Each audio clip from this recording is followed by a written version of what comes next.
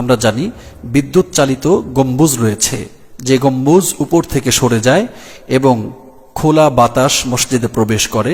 এরকম গম্বুজ রয়েছে 27টি। গম্বুজগুলিতে ব্যবহৃত স্বর্ণের পরিমাণ 68 কিলোগ্রাম। গ্রাউন্ড ফ্লোরে স্তম্ভ রয়েছে 2174টি। স্তম্ভগুলিতে ব্যবহৃত পিতলের পরিমাণ 1600 টন। চলন্ত সিঁড়ি 4টি, সাধারণ সিঁড়ি 18টি।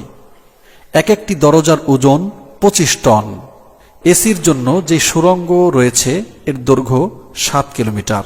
দর্শক, আপনারা অনেকেই জেনে থাকবেন মসজিদে নববীর একটি বিশেষ বৈশিষ্ট্য হলো এই মসজিদে নববীতে সরাসরি কোনো এসি ব্যবহার করা হয়নি, বরং 7 কিলোমিটার দূরে এই মসজিদটির জন্য একটি এসি কেন্দ্র রয়েছে।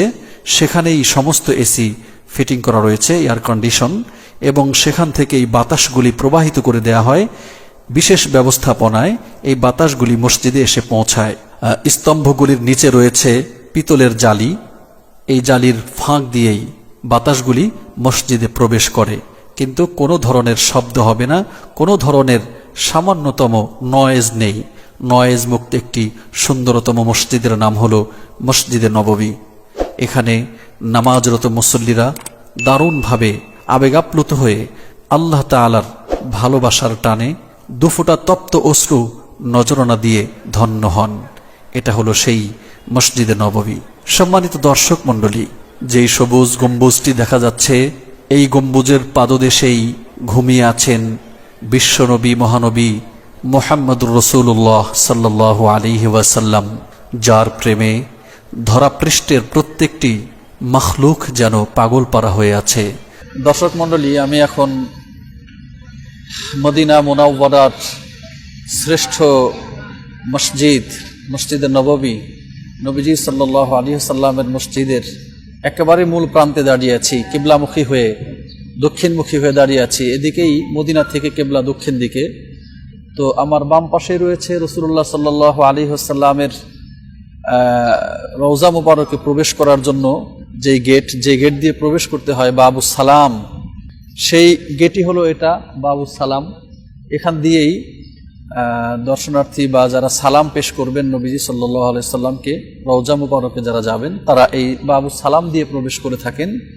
এই বাবুস সালাম দিয়ে প্রবেশ করে ভক্তি, শ্রদ্ধা এবং দরুদ শরীফ পড়তে পড়তে ক্রমান্বয়ে অগ্রসর হতেই অল্প অগ্রসর হলেই মসজিদে নববীর এই বর্ধিত অংশের, অর্থাৎ বাবুস সালামের এই গলির বর্ধিত অংশের একটু অগ্রসর হলেই রাসূলুল্লাহ সাল্লাল্লাহু আলাইহি সাল্লামের রওজা মুবারক রয়েছে এর বাম পাশে।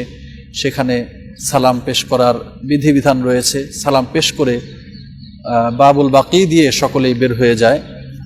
ওই পাশের গেটটার নামই হলো বাবুল বাকিয়া। আমরা বাবুস সালামের পাশে রয়েছি। এখান দিয়েই সালাম পেশকারীরা প্রবেশ করে থাকেন। আমরা দেখতে পাচ্ছি এভাবেই ঢুকতে ঢুকতে ওই যে নবীজি সাল্লাল্লাহু আলাইহি ওয়াসাল্লামের রওজায়ে আতহার রয়েছে, সেখানে মানুষ সালাম পেশ করছে এবং পুলিশ রয়েছে সেখানে নিরাপত্তার জন্য, শৃঙ্খলা ফিরিয়ে আনার জন্য, এবং কিছু ওলামায়ে কেরামও রয়েছে সমস্ত বিদআত শিরক থেকে মানুষকে ফিরাবার জন্যে। অনেক মূর্খ মানুষ এখানে গিয়ে নানা ধরনের শিরক এবং বিদআতে লিপ্ত হয়। এইখান দিয়েই ঢুকতে হয় নবীজি সাল্লাল্লাহু আলাইহি ওয়াসাল্লামের রওজায়ে পাকে সালাম পেশ করার জন্য। সম্মানিত দর্শক, এখান দিয়ে প্রবেশ করার পরে আপনি খুবই শ্রদ্ধার সাথে বিনয় অবনত হয়ে নবীজির ভালোবাসা অন্তরে লালন করে চোখ দিয়ে অশ্রু ঝরিয়ে আস্তে আস্তে এগিয়ে যাবেন। তারপরে নবীজির প্রেম মহাব্বত অন্তরে লালন করতে থাকবেন। তার অবদানগুলি স্মরণ করলেই আপনার ভেতরে সেই ভালোবাসা এসে যাবে। এভাবেই সারিবদ্ধ হয়ে মুসল্লিরা, দর্শনার্থীরা, হাজী সাহেবরা এগিয়ে যান নবীজি সাল্লাল্লাহু আলাইহি ওয়াসাল্লামকে সালাম পেশ করার জন্য। যাওয়ার পথে এখানে রয়েছে মিম্বারে নবী, নবীজি সাল্লাল্লাহু আলাইহি ওয়াসাল্লামের সেই মিম্বার, যেই মিম্বারে তিনি বসে খুতবা দিতেন সাহাবায়ে কেরামকে সামনে নিয়ে। অনেক স্মৃতি বিজড়িত জায়গা। এখানে এসে কোনো বেয়াদবির সুযোগ নেই, কোনো ধরনের বিশৃঙ্খলতার সুযোগ নেই, রাগারাগির সুযোগ নেই, ধমকা ধমকির সুযোগ নেই। এখানে শুধুই সবর এবং ভালোবাসা, ভালোবাসার কিংবদন্তি, ভালোবাসার অনুপম দৃষ্টান্ত। নবীজি সাল্লাল্লাহু আলাইহি ওয়াসাল্লাম এখানে শুয়ে আছেন। যেই গেটটি আমরা দেখতে পাচ্ছি, এই গেটটির নাম হলো বাবুল বাকিয়া, এটাই হলো বাবুস সালামের অপর প্রান্ত। যে অংশে নবীজি সাল্লাল্লাহু আলাইহি ওয়াসাল্লামের রওজা রয়েছে তার দক্ষিণ পাশের বর্ধিত অংশ, তো এই অংশের পশ্চিম দিকের দরজা দিয়ে মানুষ প্রবেশ করে সালাম পেশ করার জন্য। সালাম পেশ করার পরে বাবুল বাকি দিয়ে বের হয়ে যায়। এই যে আমরা দেখতে পাচ্ছি বাবুল বাকি দিয়ে শত শত মানুষ বের হয়ে যাচ্ছে এবং দরজার কিনারে লেখা রয়েছে বাবুল বাকিয়া। এভাবে মানুষ বের হয়ে যায়, কারণ এই গেট দিয়ে বের হলেই জান্নাতুল বাকি রয়েছে এই পাশে, পূর্ব পাশে। এই এলাকাটা হলো মসজিদে নববীর পূর্ব পাশ। এই পাশে রয়েছে জান্নাতুল বাকি। জান্নাতুল বাকির বাউন্ডারি দেখলাম। ফজরের পরে 1 ঘন্টা এবং আসরের পরে 1 ঘন্টা করে এই জান্নাতুল বাকি খুলে দেয়া হয় জিয়ারতকারীদের জিয়ারতের জন্য। আমরা যেই পাশটা দেখতে পাচ্ছি এটা এই হারাম তথা মসজিদে নববীর পশ্চিম দিক। পাশেই রয়েছে অনুচ্চ একটি ভবন।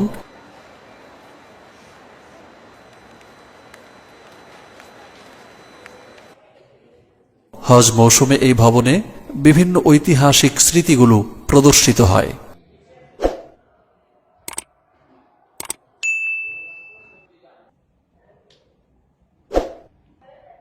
যদি কেউ হজ মৌসুমে এখানে আসেন তাহলে ইতিহাসের এই নান্দনিক দৃশ্যগুলি উপভোগ করতে পারবেন।